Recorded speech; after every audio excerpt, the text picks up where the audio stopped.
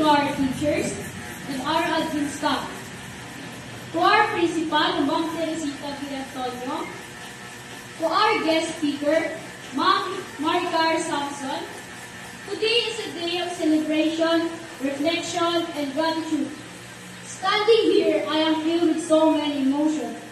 Pride in what we have achieved, and excitement for what's ahead, and a deep appreciation for everyone who has been part of this journey. This moment isn't just about us graduates. It's about the people who stood by us, supported us, and believed in every step of the way.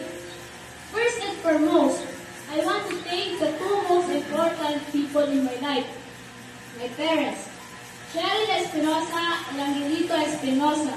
You have been my pillar of strength, my guiding light, and my biggest cheerleaders. When I doubted myself, you never stopped encouraging me. Your patience, sacrifices, and unconditional love made this day possible. To our incredible teacher, you have been more than educator. You have been mentor, role models, and even a second parent to us. A heartfelt thank you to Ma'am Grace C. Prato, Ma'am Laura B. P. Rabano, Ma'am Cristina Aliga, Ma'am Josephine Joyoso, and all our teachers who challenges us to think, inspired us to dream, and prepared us for the road ahead. Your dedication and passion left a mark on us that will carry for the rest of our lives. Of course, we owe so much to our alma mater, Adonai School of the Kingdom, the place that shaped us, tested us, and gave us some of the best years of our lives. This school has been our second home, where we build friendship, learn valuable lessons, and discover our passion. To our beloved principal, Ma'am Teresita B. Antonio, thank you for leading this institution with wisdom and kindness, for ensuring that we not only excel academically, but grow into responsible individuals. To my classmates and friends, we made it. Hindi biro ang ating pinagdaanan. Sleepless nights, difficult exams, countless challenges, but we overcame them all together. I am grateful for the friendship and support that we have given to each other. We have laughed, cried, and grown together, and these memories will always be part of who we are. No matter where life takes us, I hope we will always remember the bond we formed. Andito na tayo sa part na natapos na natin ang hirap na pinagdaanan natin. Marating na itong araw to guys. Congratulations to us.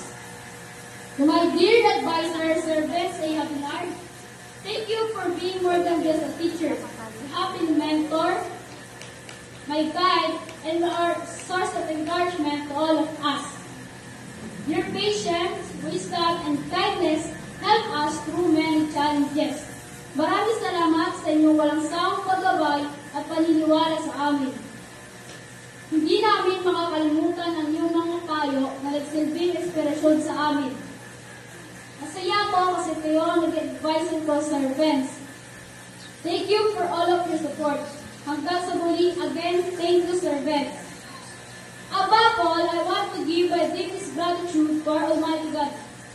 Kasi sa Kanya nagmula lahat ng biyaya, our strength, our knowledge, and all of our opportunities that have come our way. Through our challenges and struggles, He has been there to guide and support us. Lord, thank you for everything. As I look back on my journey, I realize how much I have grown, not just academically, but as a person too.